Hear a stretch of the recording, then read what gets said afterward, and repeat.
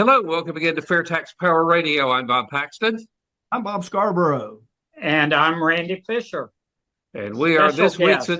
we are this week's edition of the FAIRtax Guys. And yes, I have my fat Albert here with me as I always do. And Red, I have the banner retracted right now because you know what happens when we unfurl it. yes, it will disappear into the sides of your box. Then you disappear. Gotta All love right. this technology, man. Technology is it, buddy. All right. Well, Randy, it is indeed an honor and a privilege to have you with us. For those of you who might not know, you wear a lot of hats within the FAIRtax movement, one of which is on your head right now, and that is the AFFT social media director. You have got one of the biggest plates with some of the most stuff on it of anyone working on behalf of the FAIRtax. I almost hate to ask for any of your time because I know how busy you are, but I do appreciate you joining us for a special two-part edition of FAIRtax Power Radio, and we're going to be talking about social media and the FAIRtax over the next couple of episodes. And I must admit that I feel kind of like a Cessna 150 pilot in a room full of 747 captains when it comes to being familiar with social media. But so I'm going to do a lot of listening over the next couple of weeks. But Randy, I will ask you the first question. You have been in social media on behalf of the FAIRtax for quite a while now. And if I could, let me get you to compare the level of engagement, the level of interest that you're seeing across social media regarding the FAIRtax today versus what we're seeing even 5 years ago. We're in a rocket ship right now, and I think that's the only way to describe the Trump effect. When he started dropping those breadcrumbs. No tax on tips, no tax on overtime, no tax on Social Security. It was like a tidal wave building. And you combine that with the freedom of speech that opened up when Elon Musk bought Twitter, trashed about 80% of its employees and so-called fact checkers. And the people that were throttling our Twitter account. We stepped off of a 747 and onto a Starship. And I think that's, what it feels like. We had 180,000 reach in one day on X. That was more than cumulative we probably had in 5 years on Twitter. And that's the type of thing that's happened in the last, since before the election, 2023 until now, since Elon took over. Oh, let me add one more thing. I showed up late for a meeting, and I'm now vice president of Americans for Fair Taxation. They had an election, and I lost. Yeah, that's what you get when you're not there to defend yourself, huh? There you go. Yeah. So that added a little more to my plate too. I also handle the 1-800-FAIRtax calls. So if anybody calls 1-800-324-7829 and hits extension 102, you're likely to start talking to me. Our info at fairtax.org, contact request, everything has taken off exponentially as a result of the combined Trump-Musk effect. And it's been interesting, to say the least. I kind of forgot the fact that I had retired. So, well, you had to do something productive for society, and I think you and Bob Paxton have done quite well. I'm moving into that ever so slowly out of broadcasting into some sort of retirement activity, and I know that it's going to be to help with the big push here. As I've noticed on X, especially with several people and myself included that are being retweeting what the FAIRtax official handle is putting out there. it really is quite remarkable to witness on a daily basis. And there's so many different accounts that are in the discussion about something other than income tax.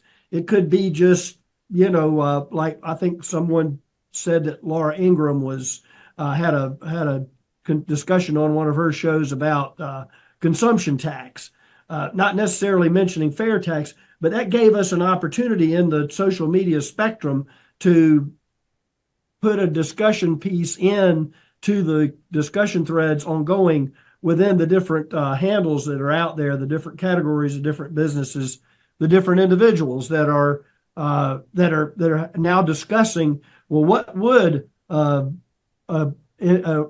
income tax free treasury look like?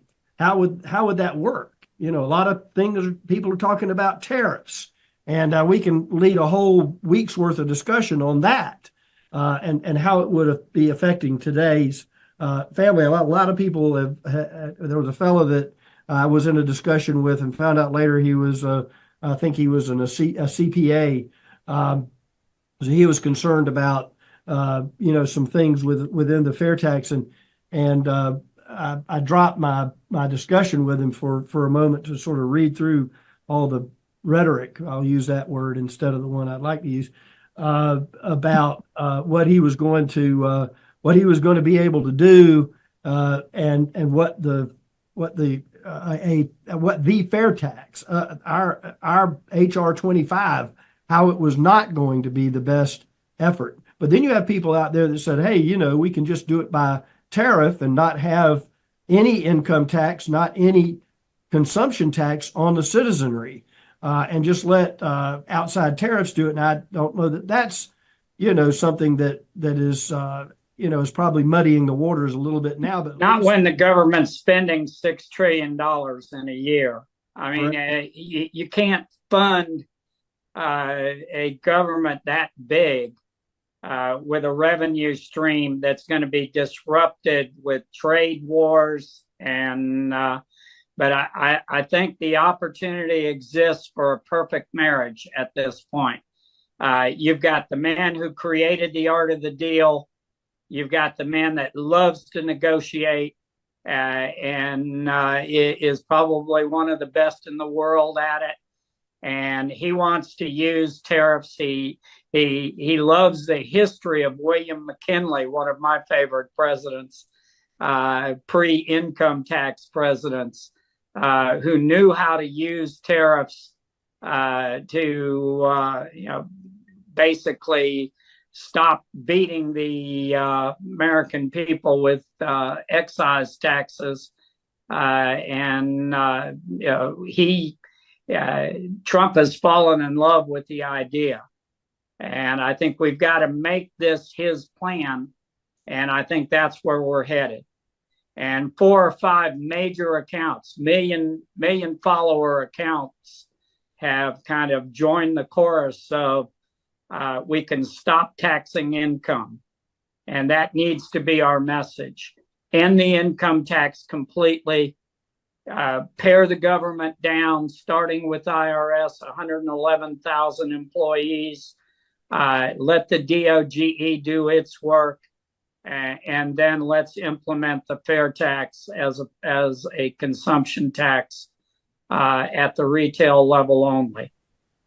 How would you go about using social media, specifically X, as a platform to urge this discussion to help anyone who has President Trump's ear to help sell it into his line of thinking to make it his idea? How do you go about doing that? What's your strategy there, Randy?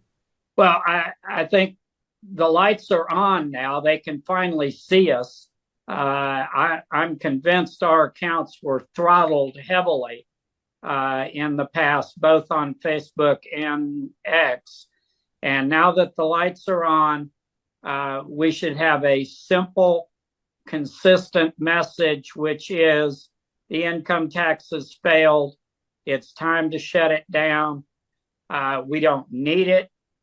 Between the technology of digital monetary system and a massively efficient retail consumption system, we can easily now take the step to stop taxing income. And that has to be the message. Stop taxing income, switch to a simple, efficient, easily visible consumption tax. Stop worrying about what we call it. I mean, I'm sitting here with two FAIRtax banners on here that I walk around in from day to day. But it's too easy to demagogue it if we just call it the FAIRtax. So we've got to start with the idea that this is a new day, a new dawn, and the message should be stop taxing income. Stop taxing income, stop taxing income, and the IRS. Then we talk about, okay, here's a consumption tax, combine it with tariffs, make America great again, unleash productivity in the United States. I mean, if you want to bring back made in the USA, you've got to end the embedded taxes. And that's another message that some of these people are starting to pick up on. Some of the large accounts have finally figured out that we're not talking about the register rate. And you want to talk about when the thing goes off the rail is when people immediately fall back to it's a 30% tax on everything. Well, it's not. The register rate may be 23 cents for each dollar spent, but that's not the tax burden.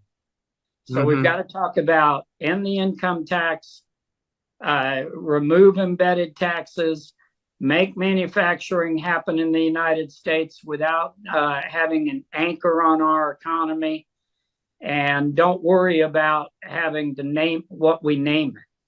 And that seems to be a big part of where we're going. Are you seeing much activity out on social media on behalf of a European-style VAT, or do you think once we get the idea through everybody's head that the income tax needs to go away, that the fair tax will beat that idea pretty handily? Well, I think people bring up the VAT basically as an attack. But when you think about it, both a retail consumption tax and a value-added tax are a form of the same thing. It's just that having the consumption tax one time only at retail, visible on the receipt, no gimmicks, no adjustments, that makes the retail consumption tax far superior to a politically manipulatable every stage of production value-added tax. And I think people are starting to understand the difference, just like they're starting to understand that a flat income tax is rinse and repeat. It's the exact same system we have now. It's just opening the door for the same thing and recycling back to where we are. So, yeah, I think it gives you an opportunity to deal with all of those arguments. Our problem, I think, we had in the past was, you had people in control of the message on social media, and you just couldn't, break through. And with the takeover of X, it's like somebody flipped the lights on in the room, and all of a sudden, wow, we're visible. So now let's make the best we can make of it. So, well, historically, and you've been, Randy, you've been at the forefront of the volunteer efforts for communicating through social media about the FAIRtax for a long time now. And you have and built a framework that a lot of people can get involved in. And this is one of the things, as we're looking at some of the notes that you gave us to talk about, there are a lot of challenges to reaching different demographics Yes. through the different stages of understanding. Because if you're, say 18 to 25, you're not necessarily going to be thinking about, how much money you got in your pocket, because you may not necessarily have a mortgage or a family yet. But hey, you've got some pocket money to go buy some beer and some popcorn and Skittles and things like that. And I don't mean to use those to denigrate any of the folks that are in that category. Or like Bob Paxton, who still gets cartons and cases of cheerwine shipped into his location there in Florida from Salisbury, North Carolina. And so you got people that are in different priority modes. You use technology you can reach each one of those. What's the difference in how you craft a message for somebody who's young and somebody who's Bob Paxton and me and you? And you said, what was it that we were doing back in the day? And I'm going to just recap a little bit of history for you. I started into promoting tax reform as early as 1999. I stumbled into the initial filing of HR 25, read it, said, damn, that makes a lot of sense. And, then I looked around. There was an organization. It was funded, but it was using what was available at the time, which were like small discussion groups, 8, 10, 12 people in a meeting, gradually progressing out to mailers. I don't know if you remember those, where we'd print up some flyers, hand out flyers at the post office. We do these events here and there, and it even had a few large rallies. But the problem was it was sliced to too narrow an audience. It was sliced to the people who were retired. It was sliced to the people that were at a level where they were the ones that were getting bit by the biggest bite of the taxes, and the whole concept of being able to explain taxes as embedded in the costs of goods and services simply wasn't able to be projected out through a simple flyer or a mail out or a handout or a short meeting with a poster. You had to have the ability to visualize it. And then when social media really started, 2010, 2009, 2008, we were gradually able to start building that visual effect, creating videos.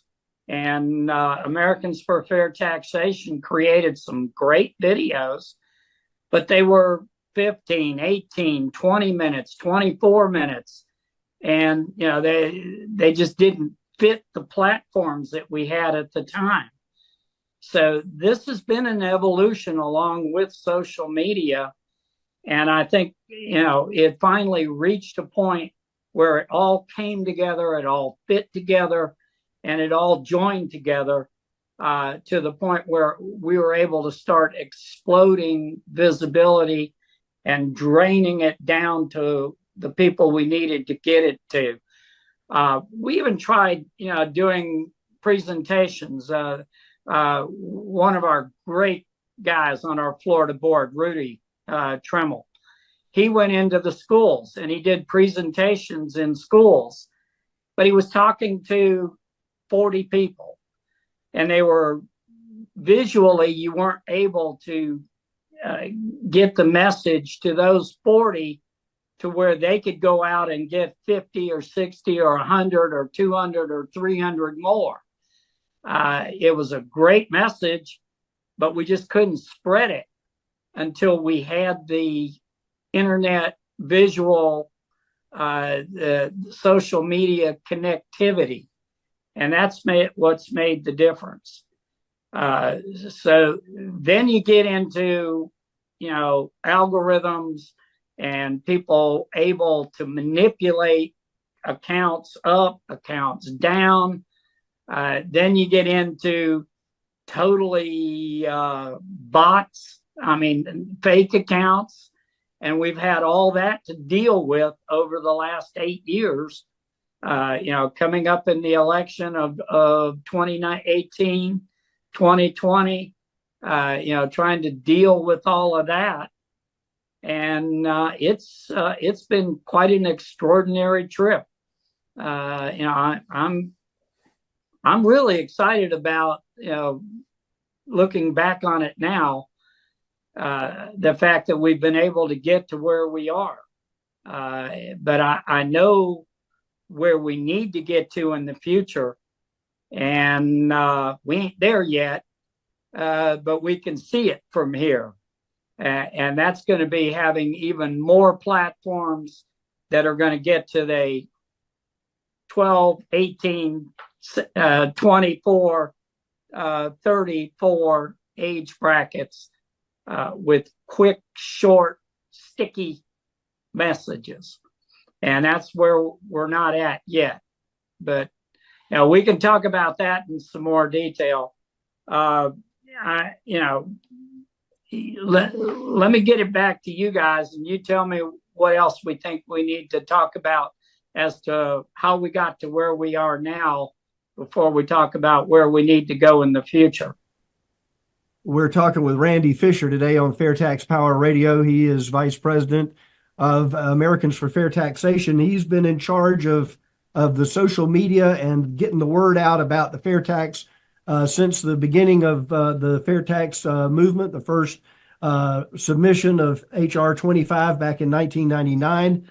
And Randy, I'm looking at hearing you talk about the 40 people that were impacted in that school class meeting. And now I'm looking at the link one of the links that you sent showing the X activity for the first part of January. And we've got impressions are up like 97%, replies are up 244%, likes are up 145%, engagement is up. There's a lot of work going on there.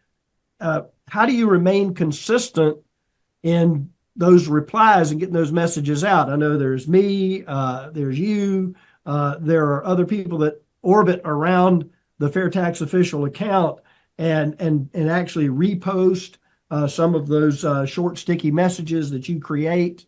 How can we help as the volunteers that are out there listening and watching on our program today? How can they help? And what would you suggest in terms of building a framework around the people that are like chomping at the bit to see this thing happen?